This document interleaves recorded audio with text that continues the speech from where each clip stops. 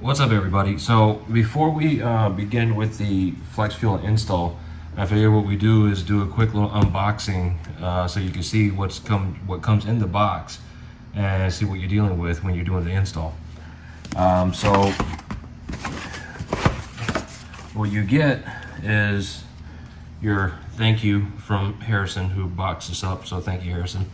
You get your necessary mounting bracket or mounting screws. You get all the necessary plugs that you need for your O2 sensors. This brown one right here is going to go to your flex fuel sensor. You'll have one that plugs into your TVG, or both if you have both TVGs. And then you have the plugs that plug into your O2 sensors on the bottom. You have your flex fuel solenoid or sensor that's going to basically tell your ECU what kind of fuel you're running, whether you're running regular pump or you're running E85. And then you get your two fuel lines. You'll see that one line is longer than the other. The shorter fuel line here is going to go to the engine, and this fuel line, the longer one, is going to go to back to the firewall to your actual fuel pump. When you connect these two, you pre-assemble it, which is probably a good idea to do. Your shorter line goes on this side right here, your longer line goes on this side, and again the brown plugs into right here. Okay, so this is what you get, and this is what you're dealing with when you're working with the flex fuel kit and all the things that you will be needing to install. So give me a few minutes and we'll be back with the actual installation.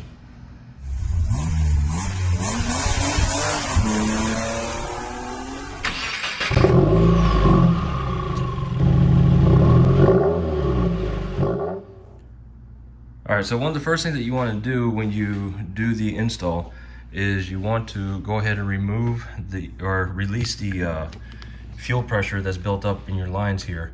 This is the fuel line that you will be removing on the install. But go into your fuse box here, and what you want to do is you want to remove this 15 amp fuse that goes to your fuel pump. Okay, if you're not sure which one it is, on the inside of your cover, let me get this right here, you'll see it right there, 15 amp fuel pump. Okay, so go ahead and pull the fuse out and set that aside, and then go into your car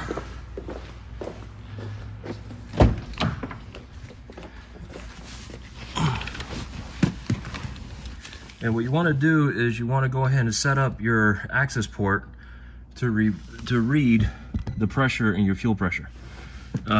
So when you turn on the car, what's going to happen is going to start reading the fuel pressure, and then you should see the fuel pressure drop down to 0. All right, so this is what it should look like once your car is stalled out. There should be very little fuel pressure in your lines. Now, once the fuel pressure is down, we could start taking the fuel lines off and installing the kit.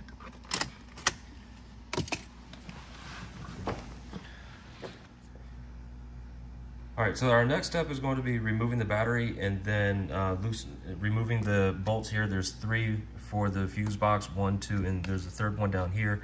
What we're going to do is remove those 3 bolts, loosen up the fuse box here so we can actually mount the sensor for the flex fuel kit.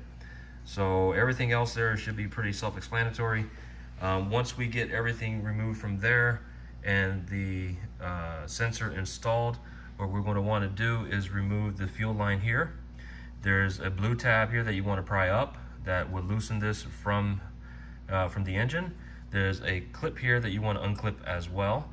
And then moving on to the back here by your brake fluid reservoir, there's the other fuel line right back here. Okay, we're going to remove these clips and then remove the line and then connect the new lines and mount everything in and go from there.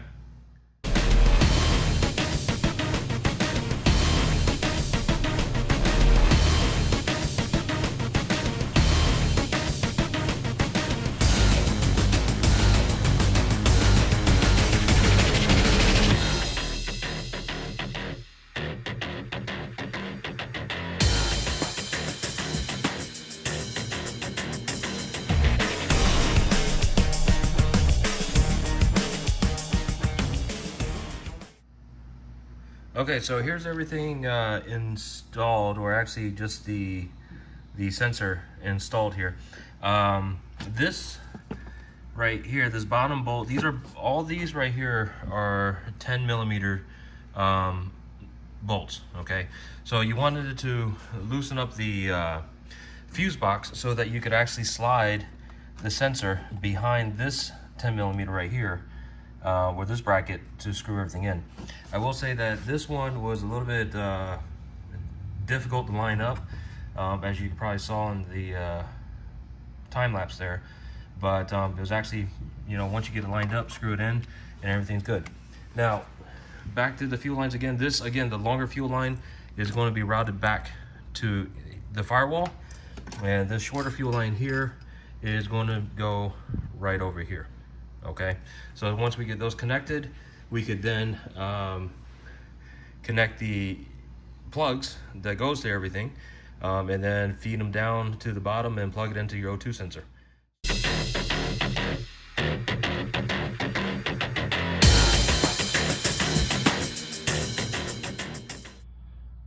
All right, so once you got everything fed through and you get under the car, what you're going to be looking for is that green connector right there that actually connects to the O2 sensor in your J pipe. And really simple, unplug and then plug in the harness from the sensor. It said that I guess you could remove the splash guards and all this plastic and everything, but for me, I was able, at least I'm able to get to the plug without removing anything. So I'm just going to go ahead and do it and show you what it looks like when it's completed. So there you go, you got the harness hooked into the sensor, and then also over, I don't know if you can see it, but over on that side right there, you have the sensor hooked into the J pipe. So now everything is actually installed. From here, just getting back on top and putting everything back together. So as a recap of everything that was done here, first thing we did was we released the pressure on the fuel lines by taking the 15 amp fuse to the fuel pump out, then starting the car, waiting for it to run down until it died. And then next what we did was we removed the battery.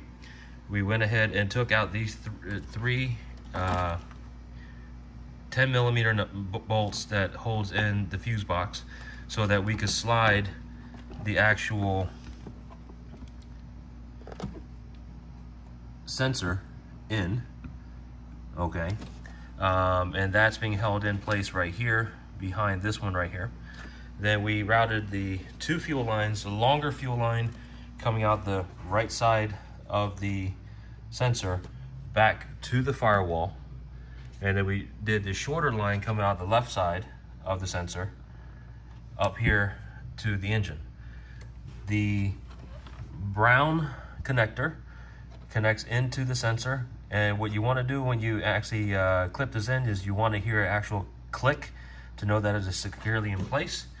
And then being that this car has the TVG deletes done, you have one sensor, or excuse me, one plug that you're only going to utilize back here for the TVGs. The other one that we're not using went ahead and taped off, but plugging into the TVG right there. And then all the way at the bottom of the car, you have the O2 sensor that you're going to plug in, which you can actually see from up here, right?